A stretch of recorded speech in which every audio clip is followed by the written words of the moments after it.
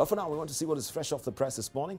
We're beginning with the Daily Nation, and this is what is on the front page of the Daily Nation today. D-Day for aspirants as IBC shuts door is what is on the front page of the Daily Nation is this morning. Election. Paul's team embarks on compiling register of candidates after conclusion of primaries. Parties and politicians, I should say, in last-minute scramble to beat today's deadline for submission of names and symbols to poll agency, which has ruled out possibility of further extensions. You have that story on page 4 of the Daily Nation today. And Uhuru fights to push food prices off Paul's agenda. I would love to hear from our panelists this morning. And of course, this coming late into the day with the supplementary budgets. And people are saying maybe also the Jubilee administration is trying to take advantage of what we're going through as far as food prices is concerned as a campaign tool as well. Maybe we can begin with you, Farah Maalim. Yeah, it's clearly a campaign tool, and but both of you are using that as well. Even NASA using this as a campaign tool. We're using this as a campaign tool as our policy, part of our policy in the future. Once we take over government, how we're going to run, because self-sufficiency in food itself is the most basic thing any government. That should be the central strategic decision or policy itself for any government. This government has never tried to do that. Look at what prices of essential commodities were when they took over power in 2013, and look at it today again. I mean, it's ridiculous. It's almost 100%. It's 100%. It's close to 100% more expensive in just 3 years. Less than 3 years. 3 years actually to be exact. So we want to secure the stomachs of Kenyans if we take power, and that has got to come very well. And you know how to do it. I'll explain to you how the entire food system in this country itself has been messed by governments, but most of all this government itself. You have to motivate the farmers themselves so that the farmers can produce.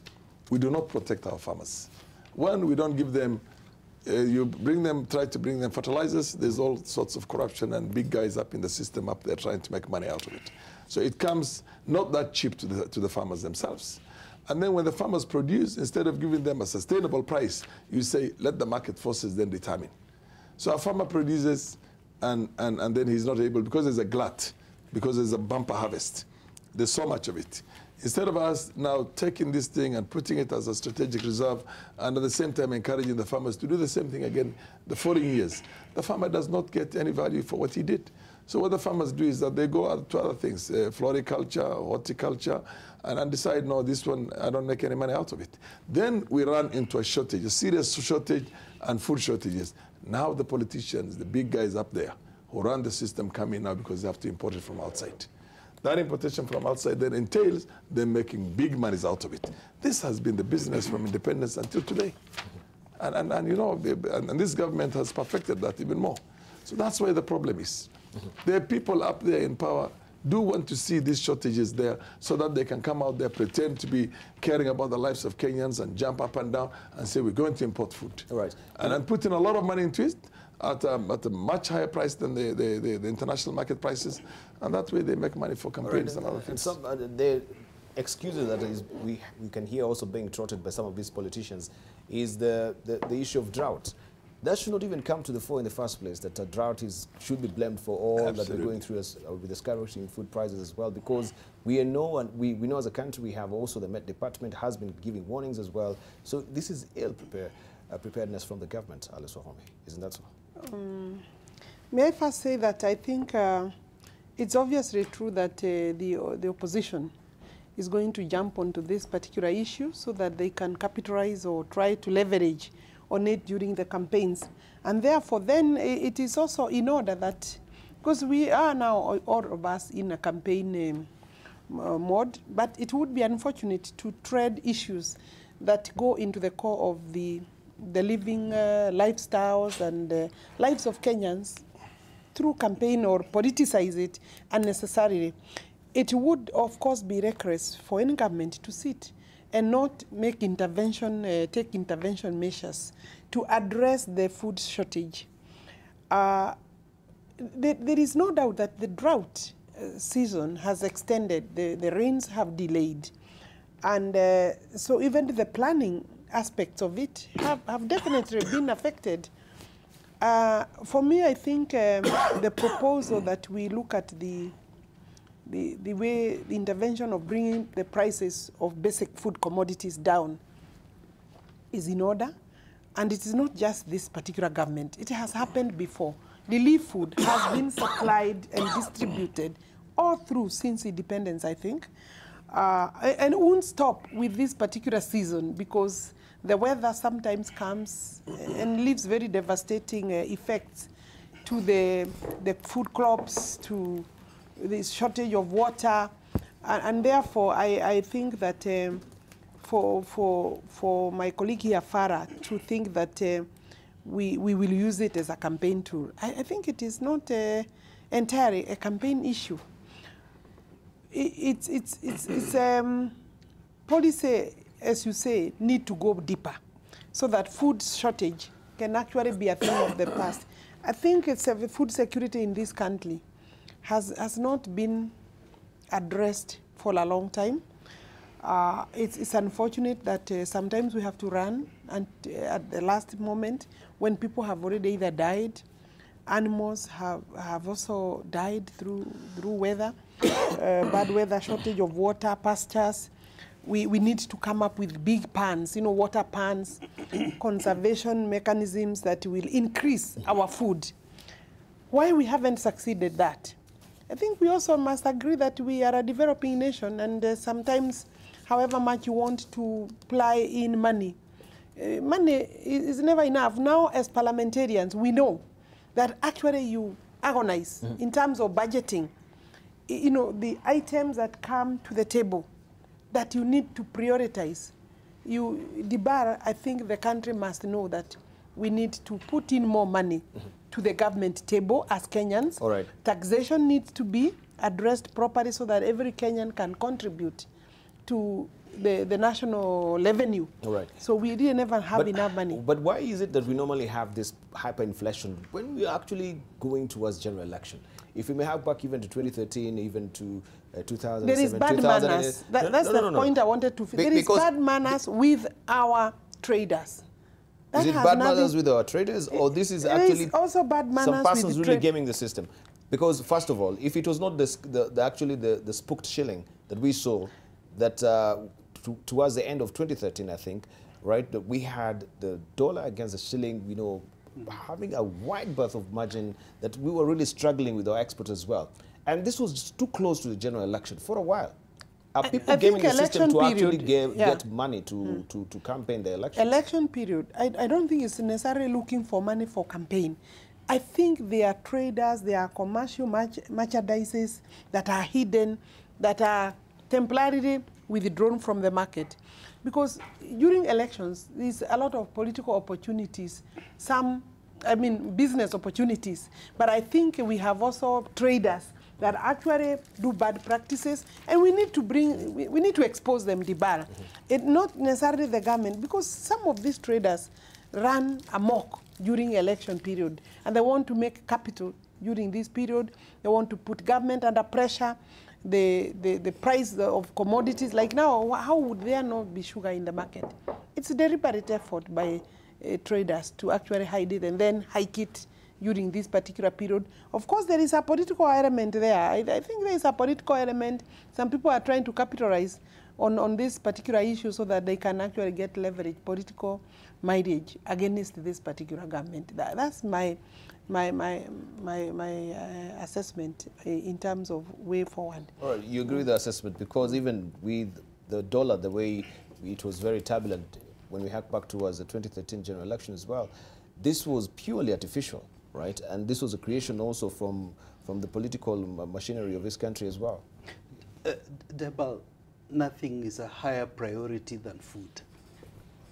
And it's unfortunate, perhaps for government, apart from security, food and water are the second major, most basic services that any human being, let alone Kenyans, do require. This morning when we were driving into town with my wife, we were seeing this announcement by Governor Kidero talking about his pillars. And then she was recalling, the biggest problem today in Nairobi is water. And yet Governor Kidero says his major achievement #1 is water. And then we ask him, are we living in a different city or are we talking about the same Nairobi? How could a governor be proud about solving Nairobi water problem? So water and food, and particularly unga, are a major problem. It's interesting that towards the end of last year, 2-kilogram packet was costing 100 bob. Then early in the year, around January, it went to 120. Around February, March, 130. And now May, it's 150. I mean, that rise, there is something that we don't seem to know what's happening. Obviously, the blame has got to go both ways, government as well as the business people. And when I talk of government, we all know, you know, the story, the crisis, the genesis of the maize problem didn't start today. So it's very difficult for me to say it's this side of the divide and not the other, because both sides have an issue in this regard that they need to answer. But having said that, we must also address the issue of inequality. The fact that, you know, for some people, they're not even feeling the pinch. When we talk of this maize price, the cost of living being high, they wonder. I remember Secretary General of Kotu saying, look, when we talk of 10,000 shillings per month, some of the people who are opposed to increase of those salaries, that 10,000 shillings is not even a breakfast alone for them. But they expect families to survive on it for a whole month at this high rate of the cost of living. I think the aspect of inequality, this is one that government has given lip service to. And I'm not just talking of the current government. And I'm not just talking of the national government. Even the county government. This is a serious issue that could lead to very bad repercussions at some point. But having said that, I'm equally aware that there is the Agricultural Council of Kenya that government has constituted, currently looking into the agricultural strategy. I think they are meeting tomorrow in Lukenya, if I'm not mistaken. And the diaspora experts have also been invited to be part of that. I think that's the way we need to have a clear, the entire value chain of agriculture, from seed supply, and my brother here, Kirwa, as former Minister of Agriculture, would know better than anyone. That entire supply chain needs to be cleaned. But a major part of the problem is corruption, which we need to address at another level. So yes, the issue of inequality is a problem. The issue of even the mix between government and people doing business. When you talk of the dollar kind of having an historic rise at some point, you cannot totally rule out foul play. But the trouble is that sometimes we don't know. And this is why we blame the government. Because at the end of the day, it's the government that's responsible, particularly the National Treasury. It's responsible for coming up with interventions, with policies to cushion Kenyans, particularly against the very basic needs. Right. Let's hear from Dr. Honorable Kirwa. Yeah. If we hark back from, yes, you as the former Minister of Agriculture, do you think maybe we've perpetuated sort of a weakness in the agricultural sector in terms of really coming up with this food secure country as well? Because even right now I'm given to understand that there is a bill already in the House, I think the Senate, and I think if Dr. Zani was here, she should have been able to enlighten us with that as well. The food security bill, which has not been given any much premium as far as the bills are concerned. We can see there are 18 bills that are still pending that will be in the House tomorrow, one of it being the constitutional amendment bill, looking at the gender parity bill as well. But food security bill, don't you think maybe we should give it much premium right now?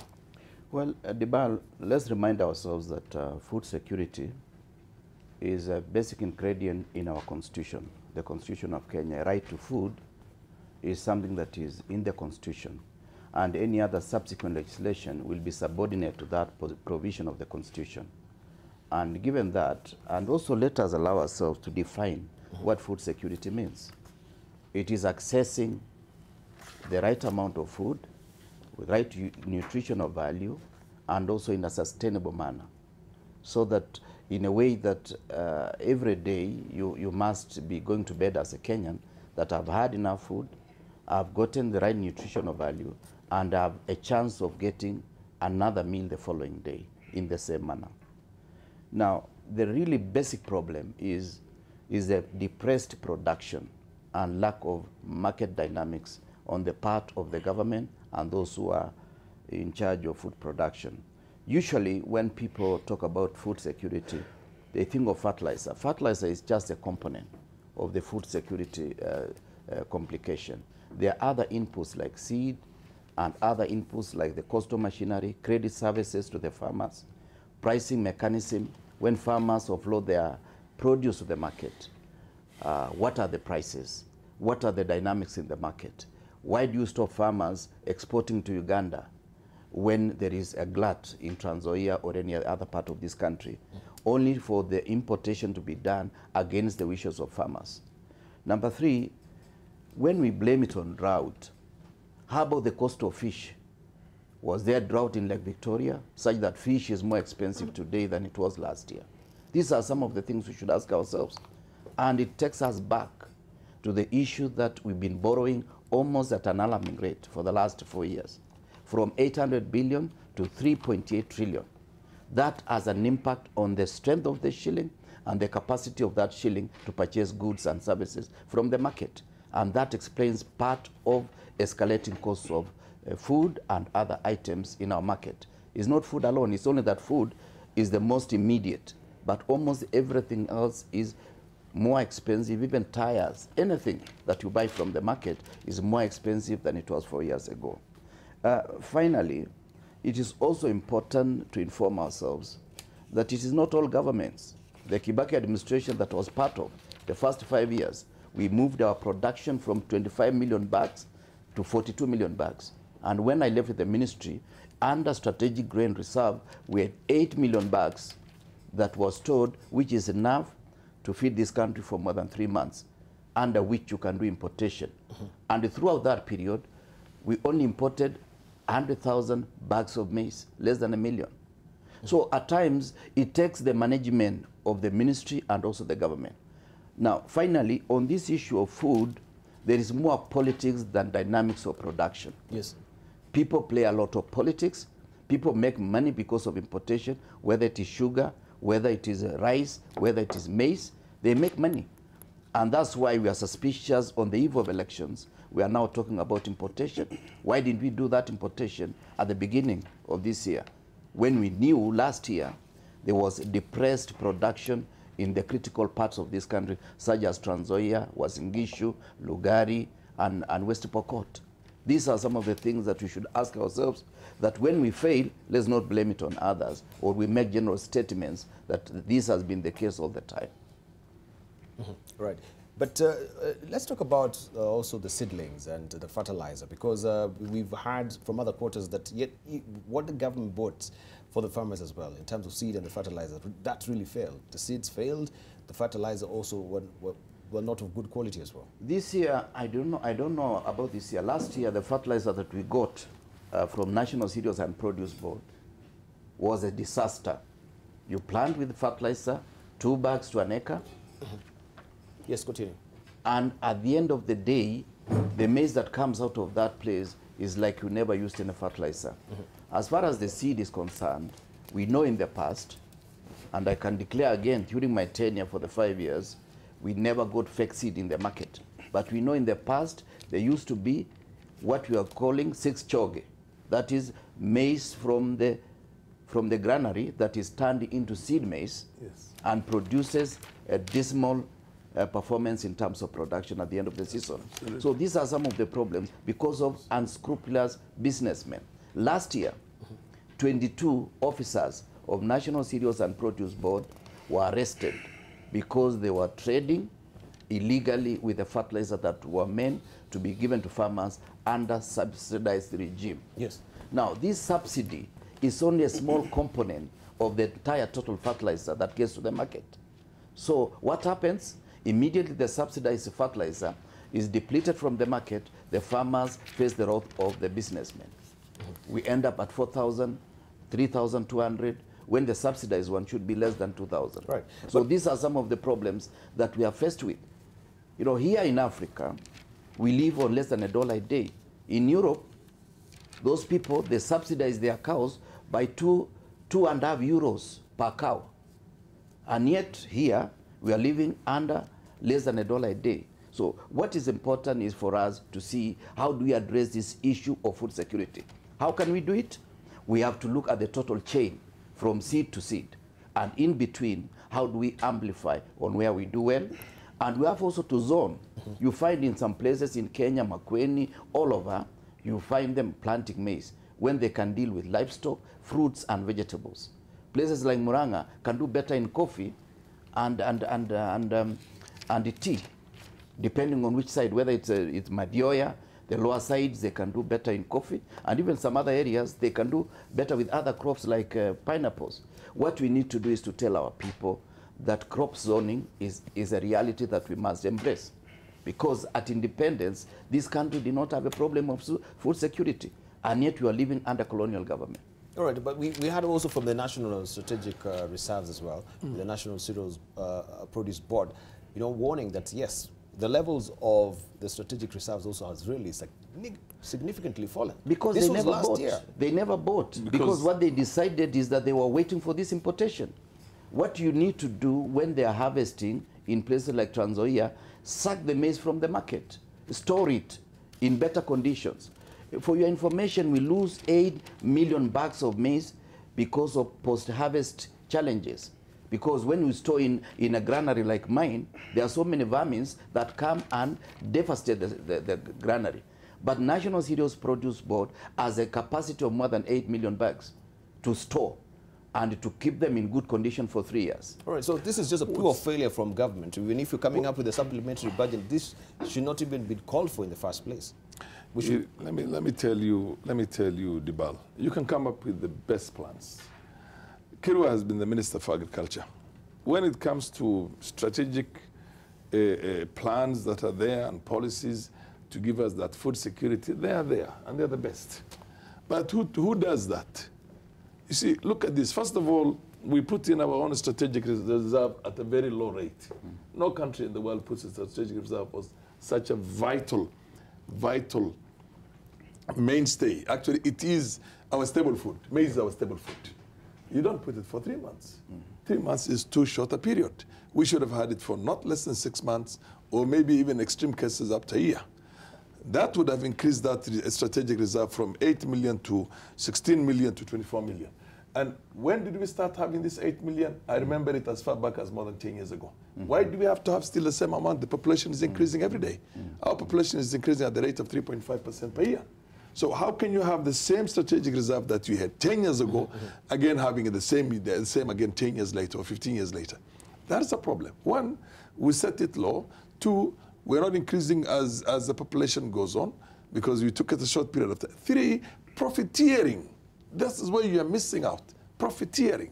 Why can't the NCPP make sure that there's sufficient silos in this country to store this food, put in the right, what do you call, anti-whatever, the stuff that's put in there, what do you call Fumigation? it? Fumigation, yes. Yeah. Put in the right fumigation so this thing can be protected. It's not protected. And then why sell it to the millers? Why sell it to the millers from this strategic reserve? Because occasionally they do that.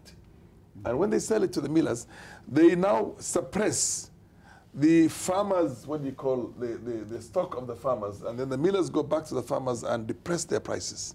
On the one hand, they say, let's allow market forces to determine this thing. If you say market forces to determine this thing, then the farmers will always have the last laugh. They don't do that. Secondly, it's all business. It's the millers, it's NCPP, it's the political bigwigs up there, and it's the creation of artificial, what they call, shortages so they can do importation from outside. It's all this money-making thing. And it did not start today. It started soon after independence. I don't know if you remember when we had Paul Ngei as our president one time, and this famous scandal was there. Which year was that? In the 65. 65. As minister. Yeah, as minister. From those days until today, we have the political elite, the political class up there, at the apex there, always taking advantage of the misery of Kenyans. You create an artificial radical shortage, you make a lot of profiteering out of it, you seek international support and call and expect them to bring you, what do they bring you? GMOs? Yeah, what do they bring you? GMOs? Yeah. What is that going to be the effect on the health of Kenyans? Nobody has studied that to see the effect of the health of Kenyans. Phenomenal.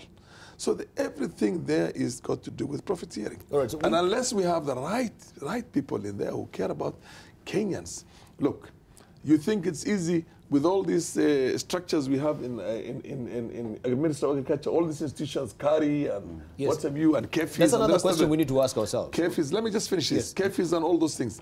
That fake seeds would get into our market without their protection, the support, the active collusion of powerful people up in the system. No. And that's what's happening. They just package these things, they sell it to you at a very high price as seeds, and then you end up with fake seeds. So for sure they know that these seeds will fail. Absolutely. So that we can have this particular artificial resource in the first place. Yes. Don't you think we're really towing a very dicey, with a very, very, very sensitive issue here when it comes to food security in this country? He talks of this, of so many organizations that we have in this country. Dr. Shem Ochuodho, you're talking of Agriculture Council that is being formed right now. Actually, CARI no longer exists. It's in a different form. It's Calro. It's Calro now. They changed the name right now. Yeah. But it's still the same organization still. But sure. From that particular food security bill that I think Honorable Beatrice Elachi had come up with, she talks, or she had suggested a food security secretariat, which will actually bring all these organizations together under one body. Instead of having CARI, we're having also the AFC side, or the defunct AFC, I should say, is ADC also, you know, and we have all these organizations, but they don't seem to be actually seamlessly working together to make sure that we have a food secure country. It's a milking cow. It's a milking cow. Each one of them is a milking cow. What happened to Galana? Let me just finish. What happened to Galana? Where's the 14 billion Kenya shillings that we sunk into Galana? And where's the 2 million bags we expected to get from Galana every year? Farah, you know, is not offering solutions. Okay. You know? I'm offering solutions.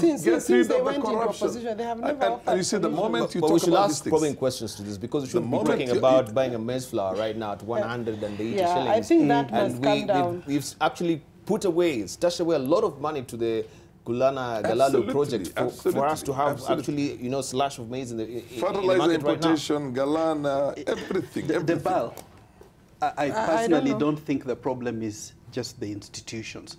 It's the people. The problem is a little deeper than that. That entire chain has got to be looked at. And we shouldn't just be concentrating only on crop. You know, there is also livestock. When you look at cattle, you know, rotting in northeastern, and you know, at a time of drought, and you are wondering what happened. In the same breath, why don't we? That's food that's going to waste. What have we done in terms of strategic, not only planning but also implementation? Because, as Mheshimiwa Farah is saying, it's true there are already good plans, as it were. Even those very plans, if we implemented them faithfully, executed them faithfully, without hidden conflicts of interest, then we would be for much the better. But yes, that entire chain, whether it's just horticulture or whether it's livestock or even aquaculture, as they call it, we need, I think Kenya currently exports only about 20,000 metric tons per year.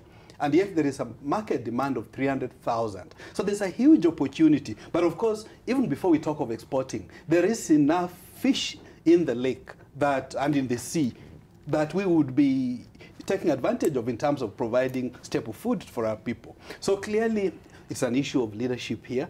It's an issue of corruption. And again, I don't agree with my colleagues who say there haven't been problems in the past. This cuts across way. Maybe these independent candidates, perhaps this third force, if it got into power, perhaps there could be difference. But I think the point that comes here is we shouldn't be just relying on rain-fed agriculture, because countries, we know, desert countries that supply us with food. So it can't be because of drought. Drought is more an excuse. It's either lack of proper planning, but more importantly, lack of execution and corruption that goes with it. Corruption, lack of execution, and poor planning from government. We're talking of master plans all the time. 5 years, you'll hear another master plan for a five good year term. We know there is a large expanse of aquifer in Turkana right now that can actually give water to this country for 70 good years right now. Even in Ruai here, there's an aquifer which has been discovered as well. Why are they really talking about master plan all the time, right? But before we go there, let's just hear also what our viewers are saying also on social media before we come to Honorable Kirwa as well. And Usha, she's standing by, of course, with your Twitter handles, with your tweets, I should say, that are rushing through our Twitter handle. Usha? Right, 30 minutes to the top of the hour and your comments are flowing in. Remember, if you haven't gotten your comment in yet, AM Live NTV is where you can get us. That is on Facebook, Twitter and Instagram, and do use the hashtag AM Live NTV. So today we were asking, will the rise of independent candidates change Kenya's politics? And it seems you had this to talk about, as well as the rising inflation. That seems to be the two things that you had most feedback on. We have at Nyasida Edwin, who says the food prices, that is maize flour, is as a result of the failed Galana irrigation project where the government stole money. We also have,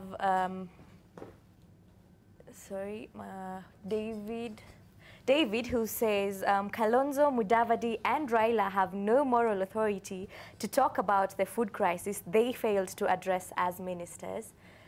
Then we also have Samuel, who says the primaries were not fair and some candidates, oh, now we move on to the primaries, to the independent candidates rather, and he says the primaries were not fair and some candidates who won were rigged. Many independents will win elections and likely they will form the majority. I don't know about majority, but yes, I am sure we can expect some independents to surprise us. We have at Tom, who says these shortages are very artificial and strategically engineered to benefit specific people. I wish he would delve deeper into that for us to know who he's talking about. We have John Gidanga, who says independent candidates will definitely tilt the general political landscape. They will reduce parties' authority on aspirants. We have Ali Daib, who says, yes, independent candidates will serve as eye-openers to redress nepotism and corruption. And finally, we have Jacob, who says, absolutely yes, independent candidates are going to change the landscape. They are a third force threat. So seems like there isn't much disagreement on this. Everybody seems to agree that independence will indeed change the political situation. Back to you, Debarl. Right, many thanks indeed. I wish you there with your sentiments. And of course, we shall be receiving your calls as well before we also wind the program. But of course, we can see there is a sort of a paradigm shift that we're having in this country when it comes to independence. It has never happened before. And a large number of that, 5,000 of them, I think this is a big move. And we're yet to see how this will pan out. Also looking at some of your tweets as well. Thank you very much for the rush of tweets as well. We do appreciate. We go back to a panelist to just discuss on a raft of issues that they've raised. Before we took that also, we were on you, Honorable Kirwa. Well, you find Kenyans are very interesting people. We are talking about food security and independent candidates. Yes. And most of the comment is about politics, not about food. That tells you. But then let me say this. I think the comments for the independent came much earlier, the ones we picked. Right. Yes. So let me say this. If there are any frustrated Kenyans, and I really sympathize with them, are public servants, especially our officers. Before I went to the Ministry of Agriculture, I had a different feeling about them. For the 5 years I was there, I realized they are well trained and they are willing to work. They just need leadership. That is what is lacking in many ministries. On the National Cereals and Produce Board, it is good to inform the public that there are 3 components of the maize storage. 1 is strategic grain reserve. 2, storing on behalf of government under famine relief. And there is the commercial component. And at times when they are selling, they are supposed to be selling the commercial component. You are not supposed to touch the strategic grain reserve and that of famine relief until you get the approval from the Office of the President, Minister of Finance, in conjunction with the Minister of Agriculture and Livestock Development. Now, on the issue of livestock, there should have been a program, and this is what we had with the Honorable Munyao, off-take program that was supposed to be done as the drought was seen to be coming in, so that you purchase livestock from farmers at good prices so that they have some money to restock in the following season. And that seems to have failed over the last couple of years. So the question is, we are not blowing our trumpet, and I'm not doing it for politics. I'm stating it for everybody to know that the first 5 years of Kibaki regime, food security was not a problem. Food security is national security, because when there is a problem about food, that is when Kenyans start fighting over resources. Finally, the Galana scheme, I just wanted to correct what Mheshimiwa Farah said, is supposed to have turned in 10 million bags of maize. Yes. And if it had succeeded, today, we would actually not be talking about importing. because what we need to import to bridge the gap may be about 5 to 6 million bags. We will be having surplus still in our strategic grain reserve. So yes? Was the government punching above their weight when they gave that projection? I think the intentions were not meant for that scheme to succeed. It was a conduit for some resources to get to certain pockets. Absolutely. It was not meant to succeed because there is enough research that you cannot do furrow irrigation in the uncertainty of the soil conditions of Galana. Yeah. They are supposed to have improved in terms of the irrigation method they were going to use. It was done before at independence, and the documents are there in the Ministry of Agriculture or in the National Archives so for all and sundry to know. All right, let's hear from Honorable Wahome. So this particular supplementary budget that we're talking about, first of all, it should not even be, you know, a case of discussion here this morning, because this is purely a failure from the government. I had said before that it would be reckless for a government to sit and watch if a crisis has arisen. And I don't think it is correct to entirely blame the government in terms of where we are. But we this talked crisis of in the first place, we shouldn't be here in the first place. The crisis in terms of food strategic reserves, the grain strategic reserves, Kirwa has talked of 8 million. Let's be honest, that is not sufficient. Even tomorrow it will not be sufficient. We have to increase the production. We have to increase the capacity of our grain reserve, so that should we have these kind of issues, then we are able to go not even 6 months. I think we should be able to have reserves for 2 years, because sometimes weather can exceed 1 year in terms of bad weather. So I think that we need to increase production. Kirwa has articulated that very well.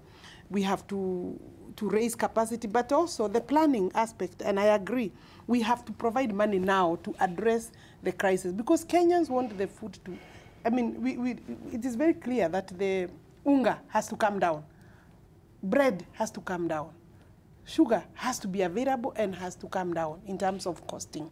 So for that reason, then Treasury has to bring proposals to Parliament so that we provide for that. That will definitely happen. There is already a proposal by His Excellency. The Parliament was opening actually tomorrow, so it's not like we are actually calling Parliament back, because Parliament will continue working even through the electioneering period. There will be some moments of maybe reviewing the matter, you know, the 21 days of campaign. But definitely, we have to address this issue. But I think the long term is what we should be concerning ourselves with also. In terms of this particular intervention, I believe Parliament will discuss in detail what methods we are going to apply so that we can address those kind of challenges. We cannot keep on, as a country, going back to the same issue. Good. Yeah, I agree. This is a band-aid solution. We need a long-term solution to this. We need a long-term solution, and that's why the irrigation schemes have been proposed. But there was a lot of politics in this Garana, and actually opposition politics were very heavy on this particular irrigation, and there was a lot of sabotage. In fact, even implementation of this project but should it have was dogged down. We wouldn't be actually talking about Gulana, we would be hailing the entire project. What I'm saying, big projects in this country will always be brought down also very, very substantially by bad politics. And that bad politics is not just by the government in power. Actually, and you know, opposition politics and people who want to take capital, to get capital and advantage of failure of government projects are sitting on the fence. They are not patriotic Kenyans. And actually, opposition cannot here sit on a, you know, on a pedestal and criticize the government, because we have seen actually also most of the leaders there have been in government. Let's hear the reaction from opposition. You know, these are the kind of things that sicken me. You can't 2017. Such a brilliant lady, advocate of the High Court for God knows how many years. But this man was the Deputy Speaker of the National Assembly. I want him, as he comments, to remember that he was in a very special position of a Deputy Speaker of the National Assembly. I'm going to talk about it. Yeah, where you can actually... I'm going to talk about it, just wait. And you know, people of this stature still trying to play that, you know, all the game of the 60s and the 70s of trying to defend the government and defend, you know, we're not talking about the government. We're talking about the lives of Kenyans. When you know, and you say it's politics, 14 billion Kenya shillings has been sunk into Galana. Galana was never supposed to be, the breadbasket of the country in terms of grains. It was supposed to be for livestock. Yes, sir. Let me just adjust your mic there. Yeah, continue. It was supposed to be for livestock. Our livestock is dying now in northern Kenya, and when they come into Galana, they're arrested. They're not allowed to go and graze in that place. Instead of allowing those 20 million, how many acres is it? 2.8 million. 2.8 million acres, so that the farmers, the livestock farmers who are perishing, their livestock is perishing, can come in and take advantage of the grazing itself, so that we can save food itself. We allow them to go and die there. And then we come, it's like trying to irrigate the desert and get out of it what is never was meant to be gotten out of it in the first place. It's because the whole idea is crafted along a desire. The intention from the beginning, you see, the mind from the beginning was to steal, not to go and make a change in terms of the food reserves. The grain basket of this country is Western Kenya and Rift Valley. The farmers in Rift Valley are not able to produce because they cannot get value for their production. We can get sufficient maize to feed Kenya and 2 times over Kenya, only from those potential there. Now, instead of developing the livestock potential through Galana, by coming up with changes in the manner it's being run, developing and protecting the farmers in Central Rift and in parts of Western Kenya, and getting us those bumper harvests, no. That one cannot be done because you can't steal money through that. The policy comes right from the top with no other desire but to steal. And now, when we come up with this problem, it's saying, oh, it's politics. That's the first thing. People are dying. You say Kenyans are dying. The government hasn't done enough. You say, oh, it's politics. Now, when we come with a problem right now, you create more institutions. We'll come up with a new institution again to try and mitigate this thing. It doesn't matter how many institutions we have. You can have all these institutions. It takes only one phone call from a very senior person for all these people in NCPP, in the research institutions, with the strategic ADC, yes. irrigation board, all of them, one phone call, and they will do what they're supposed to do. If they don't do, they'll just be told, okay, the CEO is adamant, get the board to sack him. And the CEO is going to be sacked by the board, the same board that is there, appointed by the government. And these are coming from high up there. So the problem is the endemic political culture in which you have to become. Listen, Debarl, the richest people in this country right now are not business people. They're political families. And every other politician who is trying to get into access into political power wants also to become a multi-billionaire by the time he leaves. People who did not have millions a few years ago, I bet right now are having billions and billions. And it's all through this kind of a corruption. Thank you. Can we just take 2 callers, Shem, before we come to you? We have callers who are hanging on the line this morning. We have Dixon from Kipruto. Good morning, Dixon. Good morning, Debarl. All right. Good morning. Very well. You have a question or a contribution? You have a question to Madam Wahome, and at the same time I have a contribution. Yeah, very briefly, sir. Yeah. And now we have somebody by the name James Nyoro, who is the food security advisor at the office of the president. Yes. On a daily basis, surely, ask the Kenyan, what does this person do? What does he advise the government on? To Madam Wahome, 37 days after national budget, we need a supplementary budget. Surely after 36 days, you need a supplementary budget. When the Minister for Agriculture and Treasury were coming to Kalem, were presenting budget, did they not focus this situation we are undergoing? And the last one, at a place called Endarasha in Nyeri, a liter of milk goes for 31 shillings. Then sellers sell half of it at 80, meaning a liter they sell at 160. Do we have government agencies to look at this? Surely these people just live in a different world. I tell Kenyans are very hungry and angry at the same time. We are just lucky that in some countries like Africa, were it in South American countries or some parts of Europe, the entire country would have been on the street demanding their basic right, which is food. It's in their constitution. We Kenyans, we gave government our right. So it's upon them to. Why we were giving roads left, right, and center? We don't. Who are going to walk on those roads? We were being given roads. In a particular day, President could launch 5 roads. Sure, who is going to walk on those roads? Who is maternity, pre-maternity? You are going to have a kid. 3 months is going to die of malnutrition. Thank you. Why give even free maternity if you cannot give free food? Thank you. Thank you, Dixon. They are frustrated. Before we take Robert who's hanging on the line, also there's a tweet also in tandem with what Dixon is talking about. John Githanga is saying government's priorities are topsy-turvy. How do you give priority to SGR instead of basic needs such as food, shelter, and security? And this is what Dixon is asking this morning. Yes, who will walk on these roads as well? Right, let's take Robert, who's hanging on the line as well. Good morning, Robert. Yes, good morning, Debarl. Good morning to you. Question or a contribution for our panelists? Yes.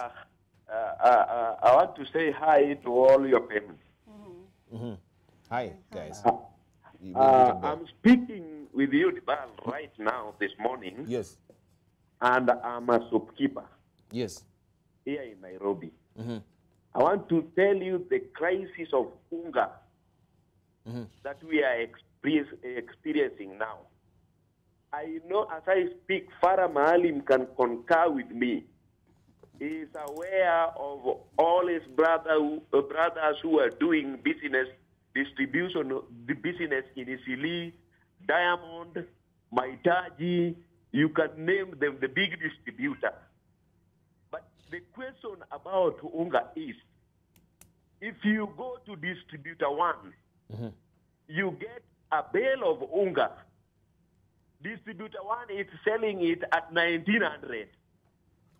If you go to distributor two, it is 2,200.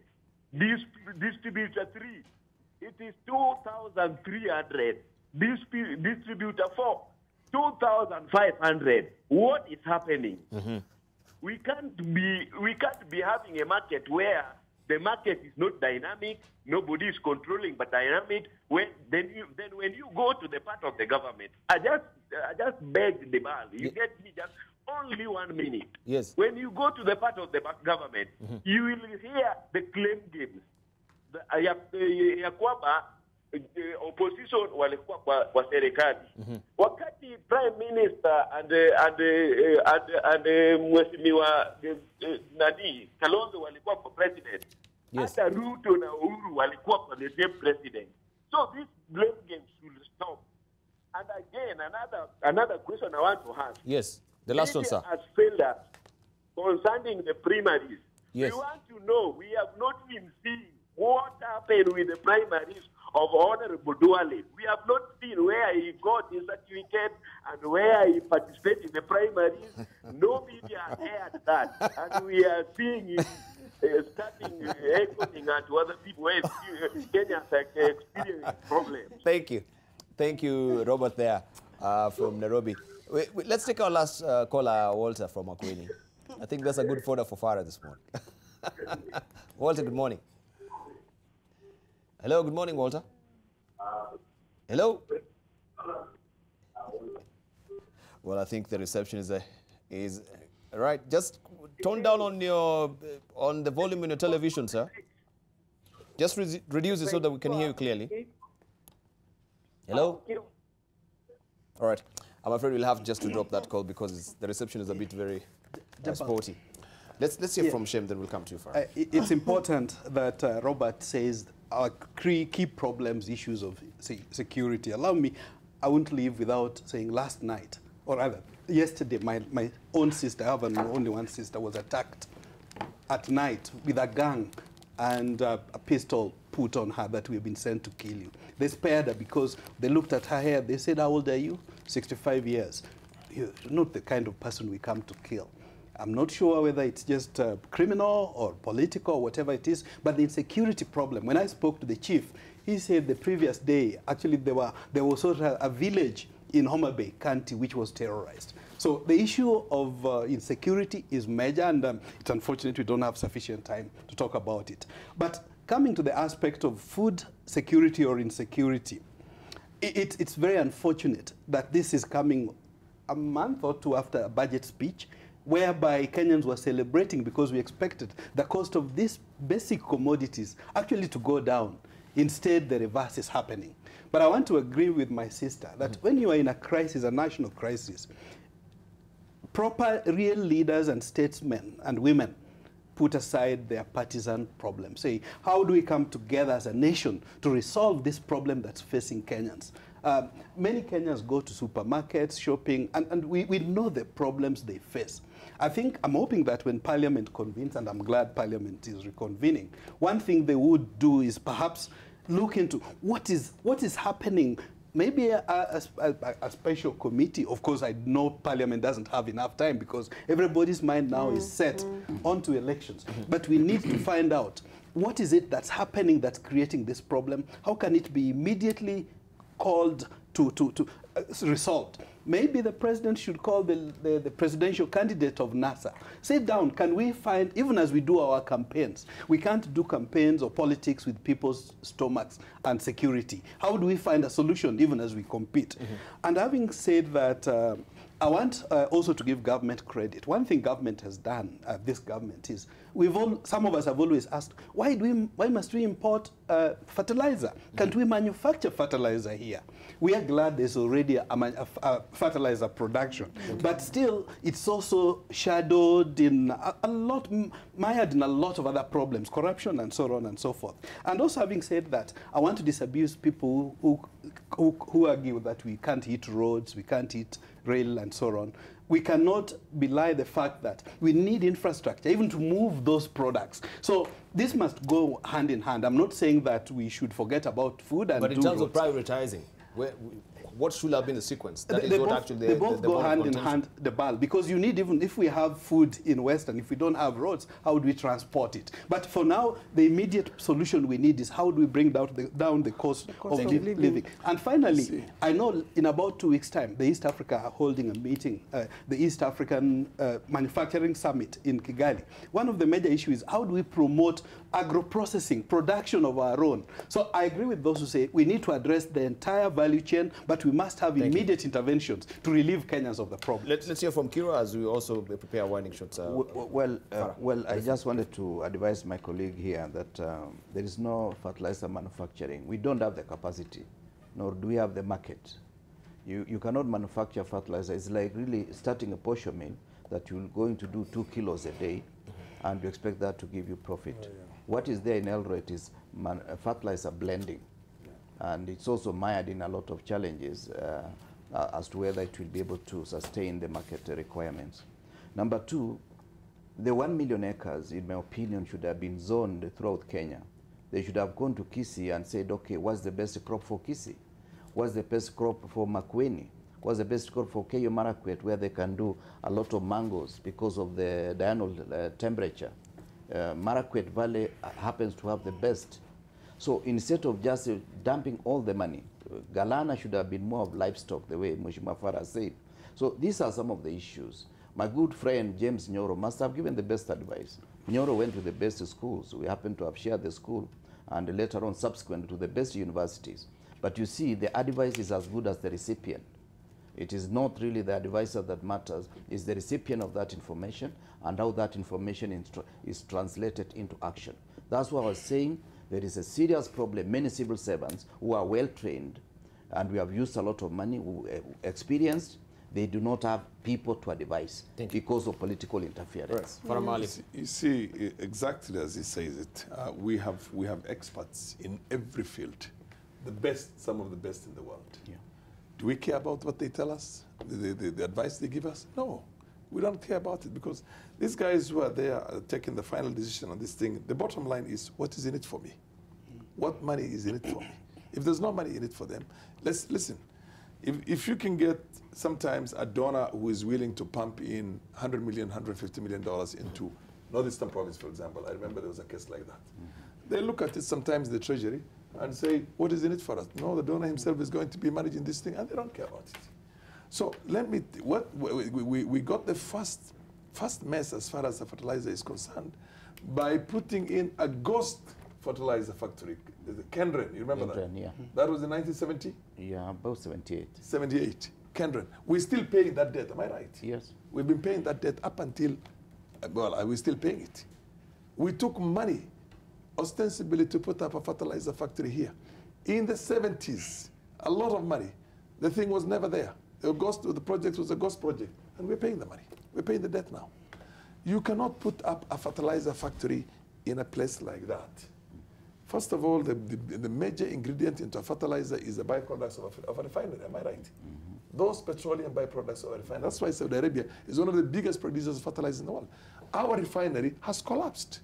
We can't put enough money into the refinery in Mombasa to put it to the kind of the right status so that we can also produce fertilizers. We can have cheaper, or what we call fuel out of that place. We can create employment, a lot of things. So the problem, I'll tell you, is corruption at the top. Let me tell you one thing. Unless we're able to slay that dragon itself, this country will never be able to come up with a solution with the problems they have, including the starvations Kenyans are going through now. All right, let me just give finally to Honorable Wahome, 20 seconds as we're winding up. I think there is something that we have not addressed in this panel, that actually agriculture is devolved function. What the national government actually does is the policy and the planning, and of course providing necessary budget to be able to come up with bigger issues in terms of the planning and implementation. Implementation and execution should be left to the county governments, and I think we also need to be focusing on what they are doing in terms of that area, in the production and all that. But of course, this food security is, in terms of standard and planning, that's a national government function. I want to say that I think we will definitely want to see how Parliament will address this particular issue. It's a national issue, and we should all come together as a country so that we can actually alleviate the problem without saying which side you are, because Kenyans are Kenyans. We need to address the problem. Thank you very much. I want to thank you, my panelists, this morning, because we're strapped for time. We can talk hours on end on this food security issue, but thank you very much for your valued company. We'll see how it will pan out tomorrow, and that will be the basis of also of our discussion not tomorrow, but next week as well. But I want to thank you, Honorable Farah, Maalim, Alice Wahome, also Dr. Shem Ochuodho, and Honorable Kipruto Arap Kirwa. Thank you for coming through. Thank you for your valued company as well. We really do appreciate it. Thank you. Thank you very much.